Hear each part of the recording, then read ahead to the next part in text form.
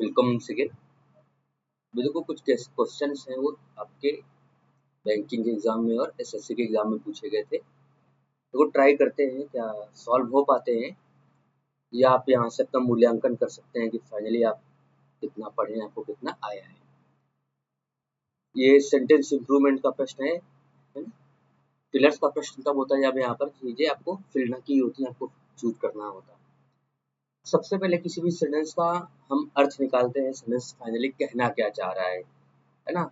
उसके बाद आप चीजों को डील कर पाते हैं। एक होता है अंदाजा लगा के करना, एक होता है चीजों को समझ के करना। आप सबसे पहले अर्थ की तरफ जाइए। सेंटेंस कह रहा है कि द मैनेजिंग डायरेक्टर है ना, जो प्रबंधन डायरेक्टर है, सेड उसने कहा था, द मैनेजिंग डायरेक्टर सेड। और जब सेंटेंस का अर्थ इंग्लिश में पढ़ के, जब सेंटेंस को इंग्लिश में लिखे गए सेंटेंस में पढ़ के, मतलब सेंटेंस को पढ़ करके अगर उसका अर्थ आपको समझ में आ गया तो उसका हिंदीकरण करने की कोई जरूरत नहीं। The managing director said, managing director ने कहा था दैट की द फर्म हैड ऑर्डर्ड, कि फर्म ने आदेश दे दिया था, द गुड्स सामान का, and will have to pay them for them, और उन्हें उसके लिए क्या करना पड़ेगा, कीमत चुकानी होगी। तो एक फाइनाइट वर्ब आपका ये रहा शेड, और हैड ऑर्डर दूसरा, और तीसरा फाइनाइट वर्ब यहाँ पर एंड के बाद विल हैव टू पे लिख रखा है। तीन फाइनाइट वर्ब यानी तीन क्लॉजेस का आपका ये सेंटेंस है। The managing director said, the managing director subject है, सेड आपका वर्ब है। उसके बाद कंजंक्शन दैट लगा इधर, एंड के बाद चीजें लिखी है, यानी कि आपका जो प्रिंसिपल क्लॉज है वो पास्ट में है, तो जाहिर सी बात है सबऑर्डिनेट क्लॉज पास्ट में होगी। और एंड के बाद भले आप कोऑर्डिनेट क्लॉज बनाते हैं, ठीक है ना, लेकिन अब जो पे करेंगे वो भी कहाँ करेंगे, पास्ट में ही करेंगे। इसलिए आपको वुड की तरफ जाना पड़ेगा, ना तो में होगा, ना ही शेल, और ना ही आपका इम्प्रूवमेंट होगा। ये सब चीजें जब आपको वर्क चैप्टर, खास तौर पर टेंस चैप्टर पढ़ाया गया, वहां पर बताया गया। और फिर जब जब पैसेज डील कराए गए तो पैसेज में हमेशा ये कहा गया कि पीछे वुड क्यों लिखा है, शुड क्यों लिखा गया है। यानी पैसेज में हम लोग टेंस को और ग्रामर को देखते रहे, ठीक है ना। प्रिंसिपल क्लॉज आपकी पास्ट में थी और आप पूरी बात पास्ट में कह रहे हैं, है ना। तो विल का पास्ट फॉर्म वुड होता है, हालांकि अर्थ अभी भी इसका यही है, वुड हैव टू पे का मतलब कि आपको उसके लिए अदायगी देनी होगी या देनी पड़ेगी। नेक्स्ट है द राइज इन प्राइसेस, है ना, कीमतों पर जो ये राइज है, बढ़ोतरी है, ऑफ फूड आइटम्स, खाने वाली चीजों की। इज, अभी जो इज जो ये वर्ब है, तो वास्तविक सब्जेक्ट इसका क्या है, राइज ही तो है ना, वास्तविक subject. The rise in prices of food items, इस पूरी की पूरी फ्रेज को जब आप सब्जेक्ट की जगह पर ले आए, जब आप किसी फ्रेज को सब्जेक्ट की जगह पर लाते हैं तो सामान्य ढंग से उस फ्रेज में सबसे पहले पढ़ने वाले प्रीपोजिशन के पहले पढ़ने वाला वर्ड ही आपका वास्तविक सब्जेक्ट होता है, ठीक है। अब तो इन प्राइसेस ऑफ फूड आइटम देकर आप क्या कर रहे हैं, राइज शब्द को निश्चित कर रहे हैं, तो वास्तविक सब्जेक्ट आपका राइज है, बढ़ोतरी। इज ठीक है उसके हिसाब से। इज लाइकली, संभावित है, द कॉज ऑफ इन्फ्लेशन, अब कह रहे हैं कि इससे इन्फ्लेशन हो सकता है ना, मुद्रास्फीति हो सकती है, टू एक्सीड 8%, 8% से भी ज्यादा। एक्सीड का मतलब होता है मोर देन, एक्सीड के बाद वो आपको देन भी लगा के दे सकता है, जो पूर्ण रूप से क्या है, गलत।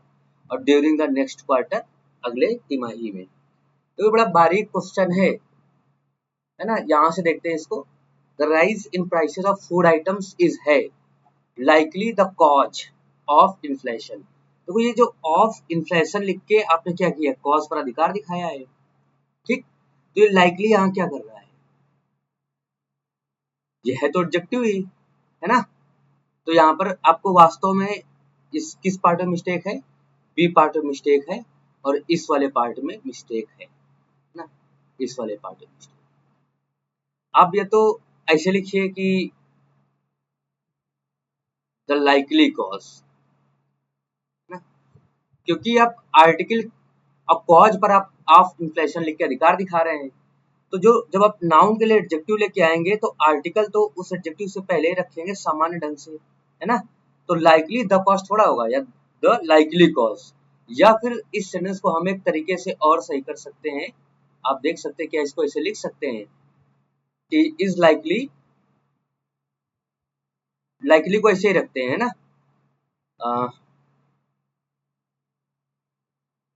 लाइकली को आप ऐसे ही रख सकते हैं।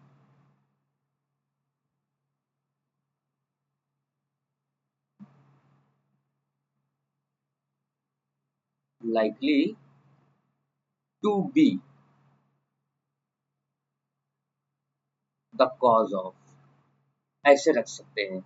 हमने क्या किया, likely ऐसे लिखा, is likely संभावित है, और cause को verb बना डाला, है ना। cause के लिए एक वर्ब लाया अलग से, और कारण होने के लिए आपके पास कोई वर्ब नहीं था, cause का मतलब कारण था, और आप सीधे सीधे cause को वर्ब नहीं बना सकते थे, है ना।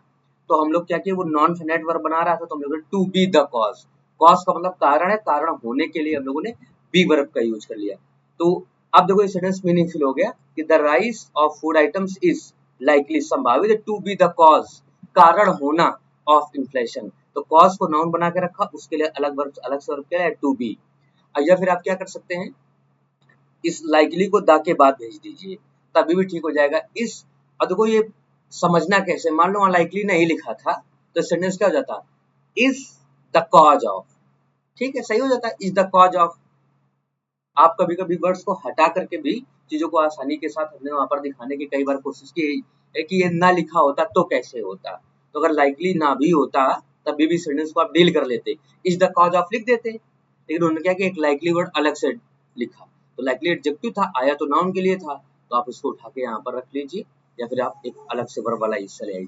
इसमें एक तरीका ये भी हो सकता है, एक्सीड के बाद क्या लिखते हैं, अक्सर मोर देन लिख देते हैं, है ना, एक्सीड के बाद देन लिख देते हैं, वो नहीं लिखना है ना, एक्सीड समथिंग होता है से ज्यादा होना। खैर, अब नेक्स्ट है, the governor has a good collection of paintings adoring the walls of the Raj Bhavan. देखो ये सेंटेंस इंप्रूवमेंट का प्रश्न था, अगर मैं इसके ऑप्शन से तो आप तुरंत कर लेते, हमने आपको इसमें ऑप्शंस नहीं दिया, तो आप देखो कई बार क्या होता है, इस तरह के प्रश्न आते हैं तो जल्दबाजी में आप फ्लो में पढ़ जाते हैं, पर अगर ध्यान नहीं गया तो सेंटेंस हम गलत कर लेते हैं। कह रहा है कि the governor has a good collection of, यानी कि हैज यहाँ पर इन्होंने मेन वर्ब की तरह यूज किया, किसकी तरह यूज किया है, उस गवर्नर के पास, वो गवर्नर रखता है या उस गवर्नर के पास है a good collection of paintings, यानी कि एक अच्छा खासा पेंटिंग्स, चित्रों का एक कलेक्शन है, समूह है। अडोरिंग द वॉल्स, जो दीवारों को क्या करता है, प्रशंसा करता है, ऑफ द राजभवन, राजभवन की। तो अडोर का मतलब तो टू प्रेज होता है ना, अडोर का मतलब क्या है, टू प्रेज, प्रशंसा करना। अडोर का मतलब किससे, टू प्रेज, और जबकि हमें टू प्रेज का अर्थ नहीं देना था वहां पर, अडोर का मतलब क्या होता है, टू प्रेज, ये इसका अर्थ है, और यहीं पर क्या है, यहीं पर दिक्कत है। आपको इस अडोरिंग की जगह क्या चाहिए था, अडोर्न चाहिए था, अडोर्न और आईएनजी। अभी और इसको एक्सप्लेन करते हैं। अडोर्न का मतलब होता है सजाना या सुशोभित करना, तो आपको अडोर्निंग चाहिए था, है ना। अब देखो ये लिखा है कि the governor has a good collection of paintings, और यहाँ पर कैन डैश दैट अडोर्न, जो सुशोभित करता है the walls of the Raj Bhavan.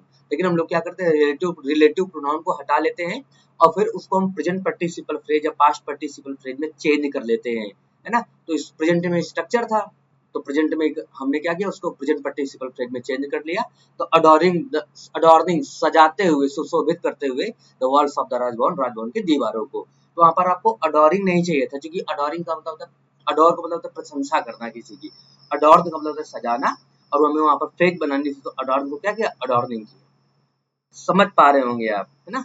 और ये सब चीजें पैसेज पढ़ते समय, रीडिंग करते समय इनका एनालिसिस किया जाता है, ताकि जब आपको इस तरह का प्रश्न मिले आप आसानी से उसको डील कर पाए। नेक्स्ट कह रहे हैं, the prince has slayed his rival, उस राजकुमार ने अपने विद्रोही की हत्या कर दी है ना। एक वर्ड है स्ले, स्ले का मतलब क्या है, हत्या कर देना, है ना। और चलो यहीं पर लिखे दे रहे हैं, जैसे ये है स्ले, इस स्ले का मतलब होता है टू किल समबडी, किसी की हत्या कर देना। तो एक्चुअली जो वर्ड स्ले है, एक पैसेज दिया गया था, उसमें ये वर्ड आया था, और जब भी आपको वर्ड्स प्रोवाइड किए गए और अगर इरेगुलर तरह से उसके वर्ब फॉर्म्स में, तो हमेशा लिख के दिया गया। तो राजकुमार ने अपने विद्रोही को मार दिया है, तो स्ले, स्लीव, स्लेन होता है प्रेजेंट परफेक्ट स्ट्रक्चर, एकमात्र ऑप्शन स्ले, स्लीव, स्लेन। ना हैज स्ले तो होगा ही नहीं, मतलब हमने यहाँ कंफ्यूज करने की कोशिश की है कि शायद स्ले स्ले स्ले में आप चले जाए, है ना, या स्ले अगर स्लेड में रह जाएंगे कि स्लेड होता तो आप नो इम्प्रूवमेंट में चले जाएंगे। हेड स्लीव ये भी हो सकता था, जबकि ऐसा नहीं है, स्लेड स्लीव स्लेन होता है, तो आपका हेड स्लेन बी नंबर वाला ऑप्शन सही हो जाएगा। नेक्स्ट है द जज टेस्टेड, उस जज ने देखा था द अक्यूज, उस अपराधी को चेक किया था, टू सी ये जानने के लिए, इफ कि क्या, जब आपको नरेशन पढ़ाया गया या पैसिव वॉइस पढ़ाया गया तो चेंज कैसे करना है उस दिए गए सेंटेंस को, उससे ज्यादा इस पर भी ध्यान रखा गया कि इस तरह के जब चेंज कर लेते हो, इफ या वेदर की एंट्री हो जाती है तो आप अर्थ कैसे निकालते हैं। तो द जज टेस्टेड द अक्यूज, उस न्यायाधीश ने उस अपराधी को चेक किया था, जांचा था, परखा था, टू सी ये जानने के लिए, टू सी मतलब जानना भी होता है, इफ कि क्या ही, अभी किसके लिए, अक्यूज के लिए आया है, वुड रीड इंग्लिश, क्या वह अंग्रेजी पढ़ लेगा। ठीक है, एक सबसे सही हो सकता था। द जज सब्जेक्ट है, टेस्टेड द अक्यूज आपका प्रेडिकेट, टू सी भी उसी का हिस्सा है, पार्ट ऑफ सेंटेंस क्लॉज हो जाता, कोई कंजंक्शन है तो प्रिंसिपल क्लॉज, इफ आपका सबऑर्डिनेटिंग कंजंक्शन बनाता है तो सबऑर्डिनेट क्लॉज, और सबऑर्डिनेट क्लॉज में आपने वुड लिख तो रखा है, पास्ट दिखा तो रहा था, लेकिन ग्रामर ने कहा था कि जब जब आप फिजिकल और मेंटल एबिलिटी को दिखाना चाहते हैं तब तब आप मॉडल ऑक्सिलरी कैन या कुड का यूज करेंगे। तो प्रेजेंट में मॉडल ऑक्सिलरी कैन चाहिए थी, और चूंकि पास्ट में बातें चल रही हैं तो प्रिंसिपल क्लॉज आपका पास्ट में है, तो सामान्य ढंग से आप सबऑर्डिनेट क्लॉज को भी आप कहाँ लिखेंगे, पास्ट के स्ट्रक्चर में लिखेंगे। तो क्या इफ ही कुड रीड, कि क्या वह पढ़ लेगा इंग्लिश अंग्रेजी, तो ये रहेगा आपका सेंटेंस। तो कहाँ मिस्टेक है आपके, बी पार्ट में। किसी भी सेंटेंस को, किसी भी क्वेश्चन को अंदाजे से कभी नहीं करना होता है, उसके पीछे के कारण की तरफ आप जाइए। जब आप अंदाजे से करते तो अक्सर ऐसे होता है 10 में से 7 बार या 6 बार सही होता है, 3 बार गलत होता है, और वो उस पॉइंट पर गलत होता है जिस पॉइंट पर कभी नहीं गलत होना चाहिए। खैर, अभी देखो ये ट्रायल एंड टेस्टेड, या अभी कह सकते हैं कि कुल मिला के आपको चीजें पीपीटी फॉर्म में मिलेंगी, और आज रात को आपको एक और वीडियो मिलेगा जो पीपीटी फॉर्म में होगा, है ना। प्रोग्रेस इज इम्पॉसिबल, की प्रगति है असंभव, इज वहां पर फिर से क्या आपका मेन वर्ब है, विदाउट चेंज बिना बदलाव के, एंड और दोज हु, दोज ही होगा वहां पर, है ना, यहाँ पर दे नहीं होगा, रिलेटिव प्रोनाउन में मैं आपको फिर से पढ़ाऊंगा एक बार, हालांकि मैं पढ़ा चुका हूँ, है ना। Those who can not change their minds, कि प्रोग्रेस इज इम्पॉसिबल, प्रगति असंभव है, विदाउट चेंज बिना बदलाव के, एंड और दोज वे लोग हु कैन नॉट चेंज जो बदल नहीं सकते हैं, देयर माइंड्स अपने विचारों को, कैन नॉट चेंज बदल नहीं सकते, इन नथिंग कुछ भी नहीं। तो वो यहाँ पर क्या किया, कैन नॉट चेंज आपका एक अगला फाइनाइट वर्ब है ना, पहला फाइनाइट वर्ब इज है और दूसरा फाइनाइट वर्ब ये कैन नॉट चेंज है, दो फाइनाइट वर्ब हो गई, यहाँ तक दो क्लॉजेज हो गई, और तीसरी फाइनाइट वर्ब ये फिर कैन नॉट चेंज, और इस वाली क्लॉज में भी आपने सेंटेंस या आपका क्लॉज क्या है, निगेटिव है, तो आप निगेटिव अर्थ में फिर से नथिंग नहीं लिखेंगे, है ना। आपको वहां क्या चाहिए था, एनीथिंग चाहिए था, क्योंकि दो निगेटिव मिलकर के क्या बना देते हैं, एक पॉजिटिव बना देते हैं। आपको क्या चाहिए, एनीथिंग चाहिए। प्रोनाउन चैप्टर में चीजें पढ़ाई जाती हैं, पर आपको रीडिंग में भी जब आप पैसेज वगैरह पढ़ते हैं तब वहां पर ये चीजें मिलती हैं। तो प्रोग्रेस इज इम्पॉसिबल, कि जो प्रगति असंभव, विदाउट चेंज बिना बदलाव के, एंड और दोज वे लोग हु कैन नॉट चेंज जो बदल नहीं सकते हैं, देयर माइंड्स अपने विचारों को, कैन नॉट चेंज। अब देखो ये जो who can not change their minds लिखा, ये बता तो किसके बारे में, दोज के बारे में, वे लोग, और इस दोज का ये जो वर्ब वाला पार्ट है वो यहाँ आया, those can not change anything, वे लोग कुछ भी नहीं बदल सकते हैं। और ये जो who can not change their minds लिखा था, ये सबका ये पूरा का पूरा किस बारे में बता रहा था, दोज के बारे में बता रहा था। जब आप इस तरह से चीजों का पोस्टमार्टम करना सीख लेते हैं, देख लेते हैं, तब चीजों को आप आसानी से डील कर पाते हैं। अभी मैं आपको एसएससी बैंकिंग एनडीए सीडीएस यहाँ तक के प्रैक्टिस पेपर आपको सॉल्व कराऊंगा, रीडिंग की तरफ भी ले जाऊंगा, है ना। और अगर आप हमारी संस्था से जुड़ना चाहते हैं तो आप online batches the exam circle करके ही हमारा टेलीग्राम चैनल है, वहां से आपको लिंक मिलती है, या कोई भी चीजें पीडीएफ फॉर्म में आपको मिलती हैं। इसी से टेलीग्राम है, इसी से फेसबुक है, इसी से इंस्टा है, इसी से हमारा प्ले स्टोर पर क्या है, इसी से हमारा प्ले स्टोर पर ऐप है, वहां से जाके आप बैच परचेज कर सकते हैं। ठीक है, और एक बार पढ़ने के बाद हमसे आपको दोबारा से आपको बैचेज नहीं पढ़ने पड़ेंगे, ना ही प्रैक्टिस के लिए किसी और का दरवाजा नॉक करना पड़ेगा, इसकी पूरी गारंटी है। और डाउटलेस नहीं पढ़ाया जाएगा, और मैं चाहे पेन टैब से पढ़ाऊं या कैसे भी पढ़ाऊं, इसकी पूरी गारंटी है कि आप 100% समझेंगे। जिस पॉइंट पे आपको ये महसूस हो कि आप इम्प्रूव नहीं हो सकते हैं, तब इस दिए गए नंबर पर आप क्लेम करके आप अपनी फीस वापस ले सकते हैं। आपको कोई भी इफ बट यहाँ से नहीं किया जाएगा, है ना? कोई भी इफ बट की संभावना नहीं रहेगी। So please keep joining. Thank you.